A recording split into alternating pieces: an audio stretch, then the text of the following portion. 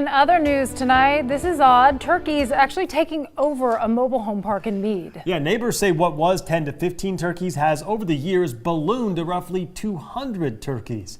Some people who live in that community say the turkeys are even damaging their property, and they say something needs to be done.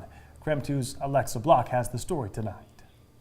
We spoke with some neighbors in this Meade community, and they're concerned about these large packs and groups of wild turkeys. They're worried about them causing damage to their property as well as potential health risk and issues. As we were standing here filming this, we saw another group of turkeys walking over. As you can see, we have about 20 turkeys here, and people say there's much more living in this community here, and they're pretty concerned. When we moved, and we always thought they were pretty nice until now we don't think they're that nice. Jim McDonald has lived in the Shenandoah Forest Park mobile home community for 13 years, and he can't remember a time he didn't have these rambunctious, feathery neighbors. They come on the deck, and one time we're sitting here talking, and they were pecking on the door like they wanted to get in. These turkeys have made themselves quite at home here. Neighbors say they have damaged homes with their pecking, but the biggest problem is they make a mess everywhere, staining the concrete and decks. They're little landmines. They're everywhere, and if you track them in the house, it's like grease. It's really hard to clean up. One woman told us on the phone she worries they will spread disease and make people sick.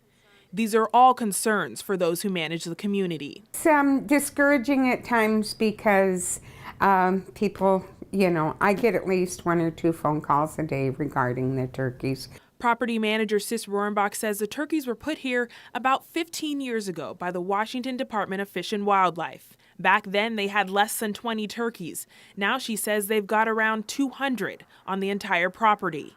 She says she calls the Fish and Wildlife every year. He's told them every year there's 20, 30 more, and they said just to find the nests and destroy the eggs. But that's not so easy to do. She says the nests are in wooded areas that are hard to get to. And I wouldn't want anyone getting hurt, trying to get to the eggs. They've thought about trapping the birds, but they just don't have the people to do it. They've only got one maintenance person. We don't want to see them killed, but we would like to see them relocated to maybe a less populous place. While Rohrenbach continues to look for a solution to their turkey problem, neighbors like McDonald live with the fact they can't choose their neighbors. It's like you have no control over it. There's nothing you can do because your hands are sort of tied.